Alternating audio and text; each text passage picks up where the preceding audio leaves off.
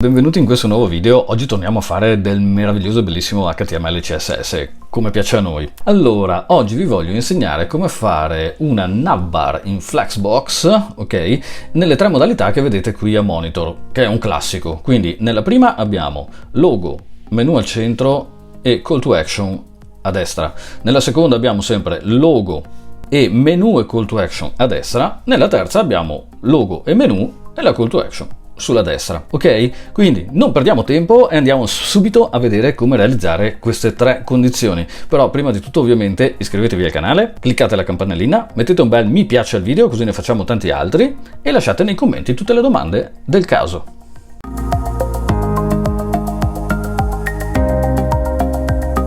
Avete fatto? Grazie millissimo. Allora, la prima cosa che dobbiamo fare, intanto posso anche chiudere questa qui.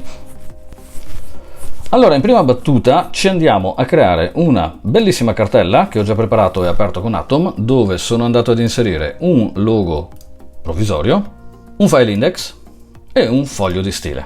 Iniziamo adesso a compilare questi file. Allora, partiamo da qui e andiamo velocissimamente ad inserire HTML 2.5 per creare la nostra struttura di partenza. Dopodiché, ovviamente, andiamo subitissimissimo a caricare il nostro foglio di stile e salviamo. Bene, gli elementi che voglio andare ad inserire qui dentro sono un header e all'interno di header andiamo ad inserire l'immagine del nostro logo, img/logo.png. logo, lo forziamo un attimo, lo facciamo di quanto avevo fatto? 180 pixel, e gli diamo anche una classe che non ci servirà tanto adesso, ma ci servirà magari in una delle due situazioni che andiamo a generare. Molto bene, creiamo un nav. All'interno di questo nav andiamo a creare una UL che chiameremo menu, come fa il buon WordPress, e all'interno di questa andiamo a creare una LI con un marcatore A e generiamo le nostre voci. Facciamo about us e poi, come da esempio, andiamo a creare services e l'ultima che avevo scelto era blog. Ok, benissimo. Poi fuori dalla nostra UL, per comodità, utilizziamo un semplice button e scriviamo contact. Ok, perfetto, salviamo, ricarichiamo la pagina e questa è la nostra situazione, se non ho dimenticato niente. Ok, benissimo, passiamo velocissimi al foglio di stile. Allora, nel foglio di stile andiamo ad inserire le cosettine che ci servono velocemente. Allora, un classico box sizing con valore border box, margin 0, padding 0, annulliamo il box model, ok.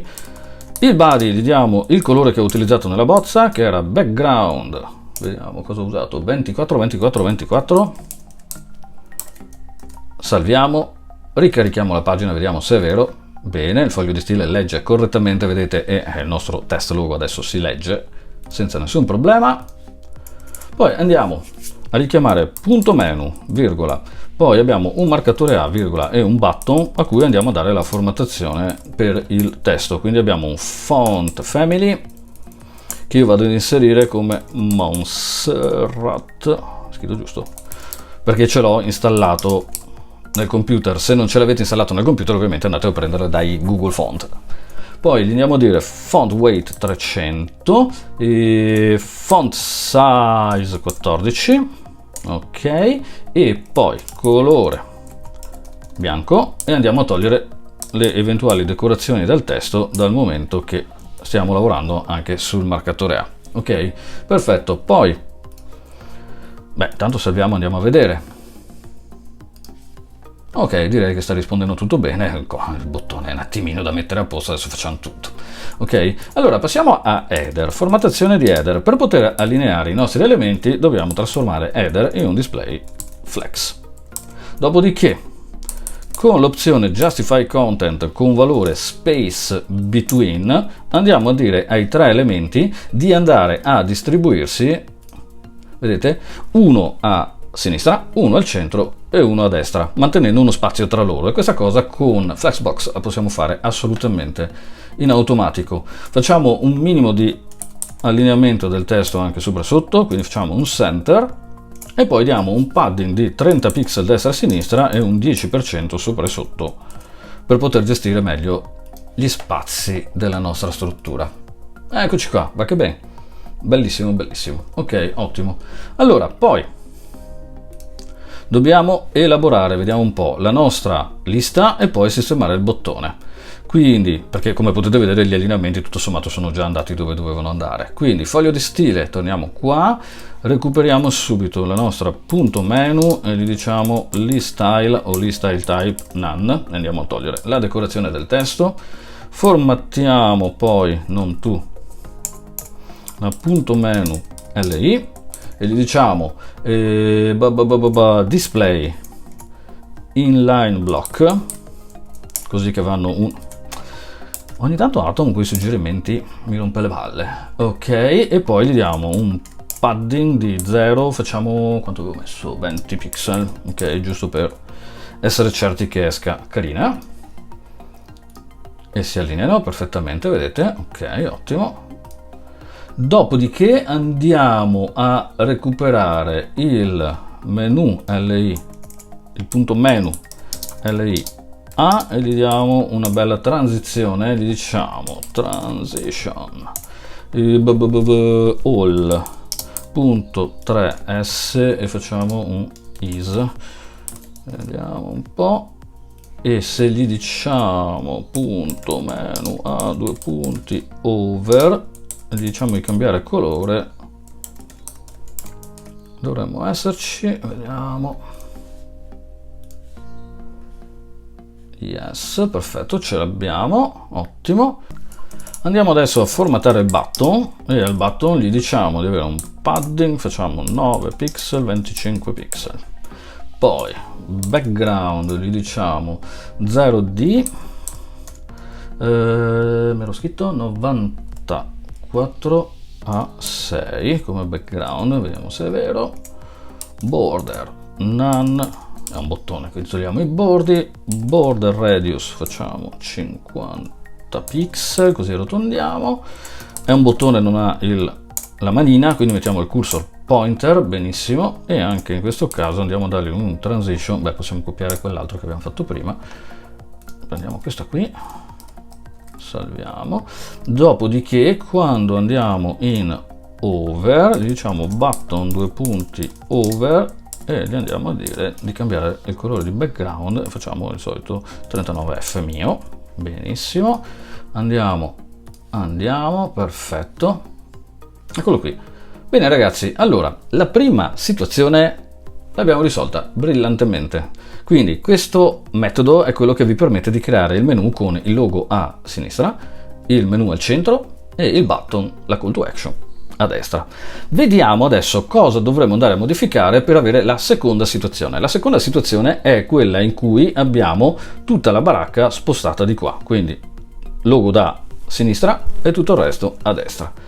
Allora, come possiamo intervenire qui nel nostro codice? Innanzitutto dobbiamo prendere e eliminare space between e andare ad inserire al suo posto il valore flex end, che sposterà tutti gli elementi dall'altra parte. Ok? Adesso andiamo a recuperare la famosa classe logo che abbiamo dato al logo e per spostare il logo dall'altra parte utilizziamo questa regola di Flexbox margin right con valore auto che abbiamo già visto in altri video, che ci permette di andare a prendere l'elemento e spostarlo nella direzione opposta a quella dichiarata. Vedete che adesso il nostro logo si trova qui, appena vado a ricaricare la pagina si sposta dall'altra parte. Adesso volendo possiamo andare a spostare un po' qui il mio bel bottone, possiamo andare sul button e aggiungere un margin left di una trentina di pixel in maniera che spinga il menu dall'altra parte e si crei un po' di spaziettino. E la seconda operazione è giunta al termine. Abbiamo il logo a sinistra, il menu e la call to action a destra. Vediamo adesso come invece terminare facendo l'ultima operazione, cioè portando questo ad affiancarsi qui. Allora, ovviamente dobbiamo togliere il margin left provvisoriamente. Andiamo a eliminare la class logo, che non ci serve in questo caso, e al posto di flex end utilizziamo flex start. Tutti i nostri elementi si posizionano quindi al punto di partenza, vedete? Adesso cosa dobbiamo fare? Beh, dobbiamo semplicemente prendere il button e utilizzare lo stesso principio di prima. Margin left, auto. Lo spediamo nella direzione opposta a dove si trova. E grazie a Flexbox abbiamo risolto velocissimamente anche questa dinamica. Avete visto come è stato semplice, grazie a Flexbox, creare 3 dinamiche di menu di navigazione, di header, intestazione, call to action, logo, eccetera, eccetera, modificando piccoli parametri e partendo, strutturando in maniera corretta, utilizzando tutte le regole che lui ci mette a disposizione. Questo video non è, ci tengo a precisare, mio, nel senso che ho copiato un video tutorial in inglese che ho trovato su YouTube che mi piaceva molto e l'ho rivisto a modo mio. Ok? Vi lascio il link del video originale nella descrizione. Bene ragazzi, anche per oggi è tutto, io vi ringrazio moltissimo, noi ci vediamo alla prossima e come sempre, see you next time!